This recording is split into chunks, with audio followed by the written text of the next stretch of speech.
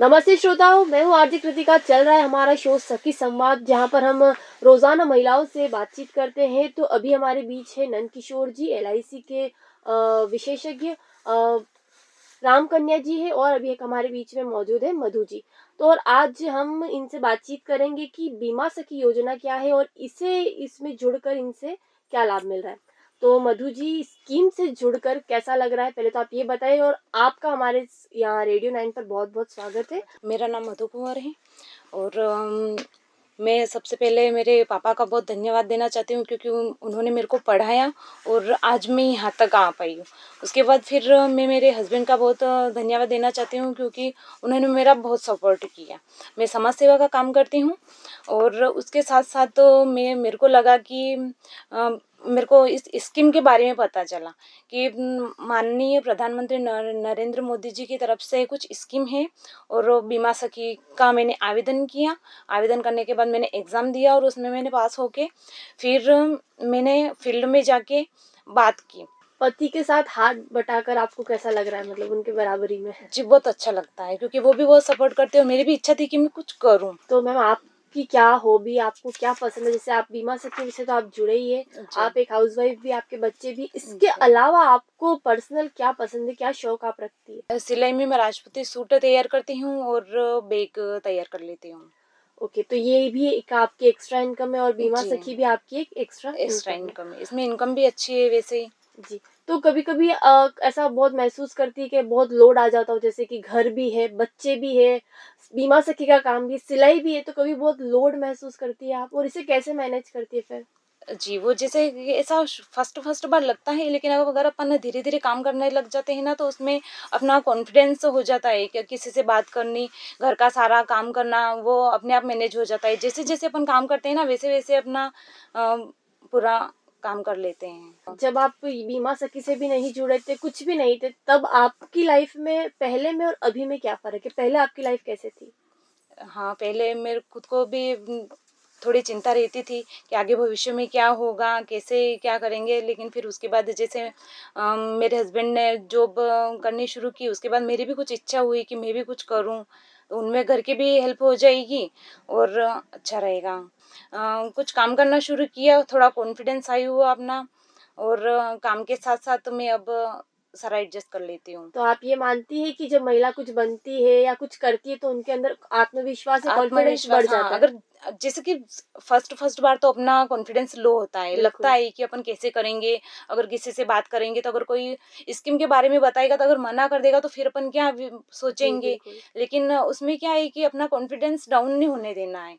अगर 1 से 2, 4, 5, 10 अब धीरे-धीरे अगर अगर अपन मिलेंगे, स्कीम के बारे में बताएँगे, उनको भी पता चलेगा कि हाँ, मोदी जी की तरफ से ये स्कीम चल रही है, तो उनको भी समझ में आएगा। अगर जैसे कि अगर कोई हाँ बोलता है कि हाँ, स्कीम के बारे में हमें समझ में आ रहा है, तो उसमें अच्छा लगता है।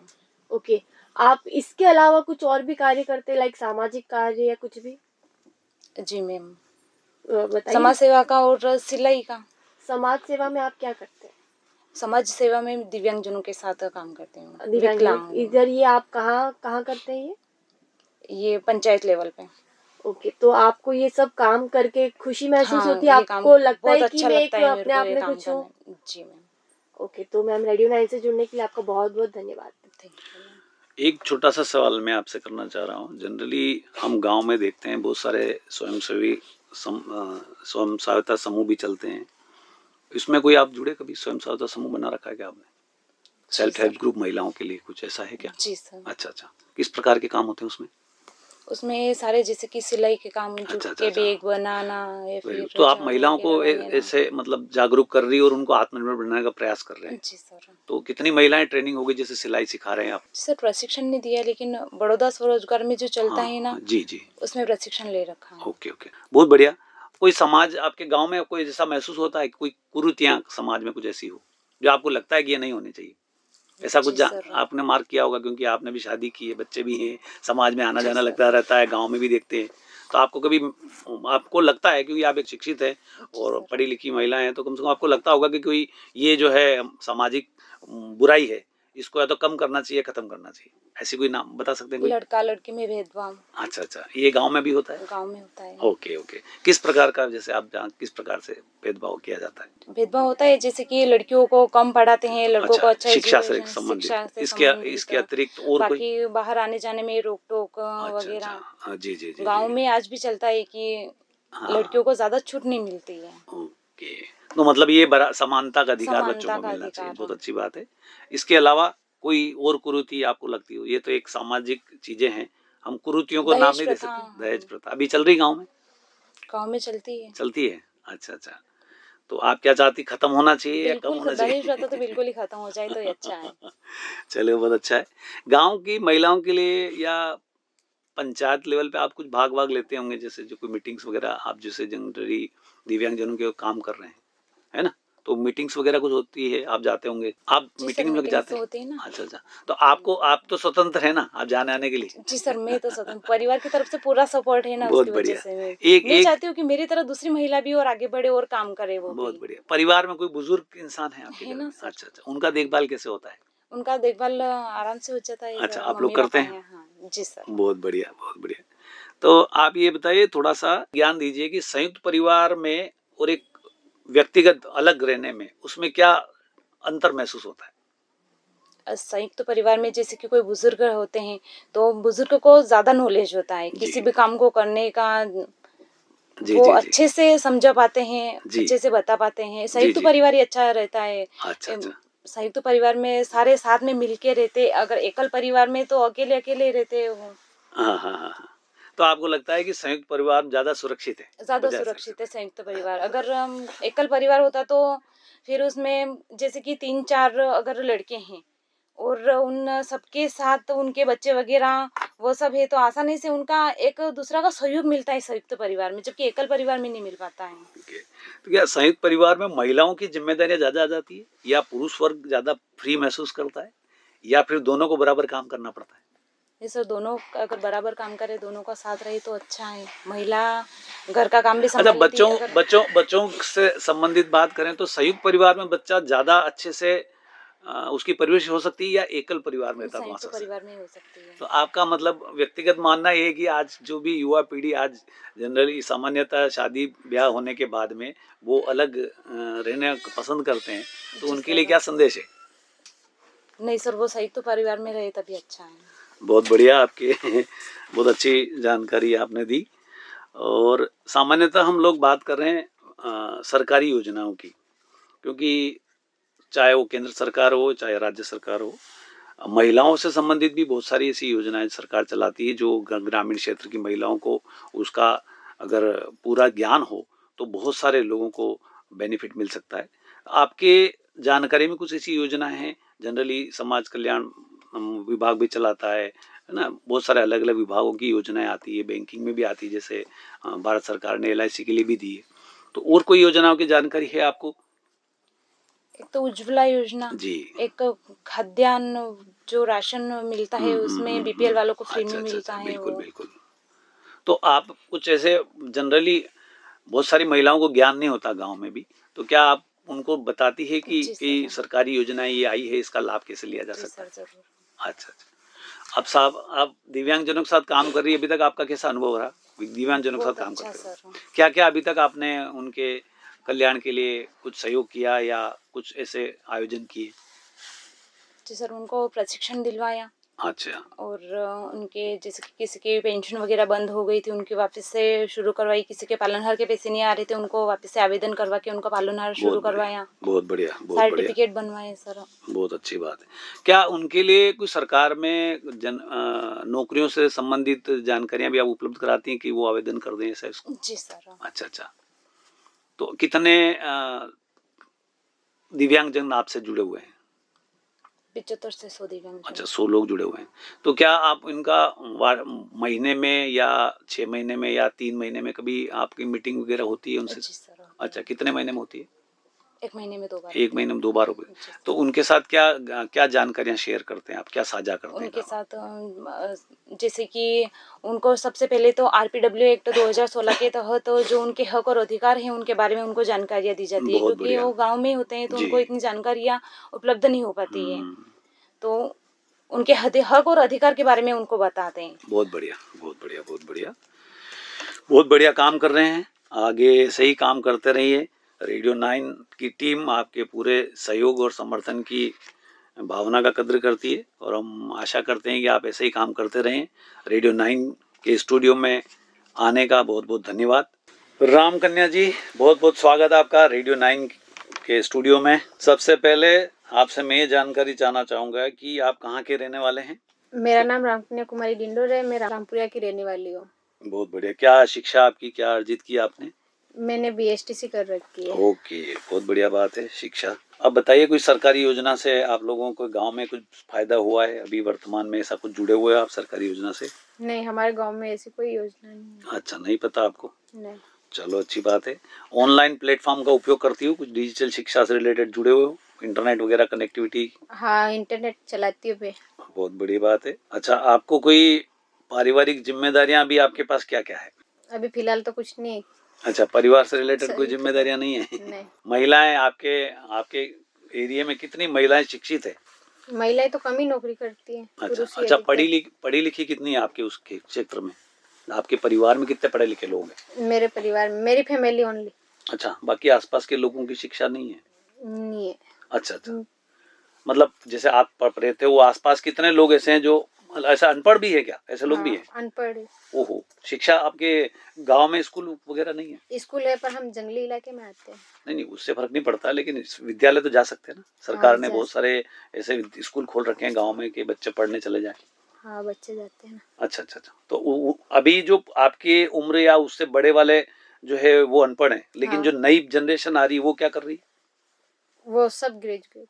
वो पढ़ने जा रहे हैं। हाँ। नहीं नहीं, छोटे बच्चे, जैसे आपका बच्चा है, हाँ, कौन सी क्लास का, कौन सी ईयर, कितने उम्र कितनी है? 4 साल की है। अच्छा अच्छा, वो कोई स्कूल जाती है अभी? स्कूल जाती है LKG में। हाँ, तो बढ़िया बात है ना। तो मैं यही तो कह रहा हूँ कि आसपास के परिवार में आप जैसे पढ़ी लिखी हैं और आपको लगता है कि आसपास के लोग जो है वो अनपढ़ रह चुके हैं, तो क्या आप उनको कभी ऐसा सलाह देती है कि भाई बच्चों को स्कूल पढ़ाना चाहिए, आप जैसे भेज रही है वैसे? हाँ, देते हैं ना। मैं खुद ही पढ़ाती हूँ ट्यूशन बच्चों को। अच्छा अच्छा, बहुत बढ़िया। तो गांव में घर पे पढ़ाती है आप? हाँ, घर पे ही पढ़ाती हूँ। बहुत अच्छी बात है। और आपके स्वास्थ्य से रिलेटेड क्या, मतलब गांव में कुछ स्वास्थ्य केंद्र है, या आप लोगों को स्वास्थ्य से रिलेटेड कोई समस्या होती है तो कहाँ जाते हैं? नहीं, हमारे यहाँ है स्वास्थ्य से रिलेटेड अच्छा, केंद्र। स्वास्थ्य केंद्र है। हाँ। अच्छा, बच्चों को टीके वगैरह प्रॉपर समय पे लगवाते हैं आप लोग, जागरूक करते हैं लोगों को? हाँ, टीके प्रॉपर टाइम टू टाइम लगता है। अच्छा अच्छा अच्छा अच्छा। और सामान्यतः हम बात करते हैं कुछ सरकारी, जैसे उज्ज्वला योजना हुई या जनधन योजना हुई, इस टाइप की, जैसे बीमा सखी, आप अभी जुड़े हुए हैं बीमा सखी से, इन ऐसी योजनाओं की जानकारी आपको है या कहीं हो तो कहाँ से मिली? मैं बीमा सखी योजना के बारे में ही जानकारी है। अच्छा, बाकी दूसरी योजना के बारे में जानकारी नहीं? तो आप इंटरनेट का उपयोग करते हो जनरली, तो उसमें तो आज की तारीख में तो सारी चीजें अपडेट होती है। मैं पढ़ाई के लिए ही करती हूँ। अच्छा, बाकी काम नहीं करते? नहीं। कोई सरकारी योजना का लाभ मिला आपको? नहीं मिला। अभी तक कोई नहीं मिला। कोई योजना अगर चल रही सरकार की, कोई समय पे गांव में मिल जाती है सुविधाएं सरकार की तरफ से?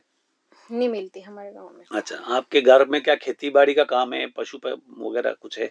खेती बाड़ी और पशु पालन। अच्छा, चल रहा है। हाँ। अच्छा अच्छा अच्छा। और गांव में आप जहाँ रहती है वहाँ कोई महिलाओं को काम करने के लिए या रोजगार के लिए कुछ अवसर है क्या आपके गांव में?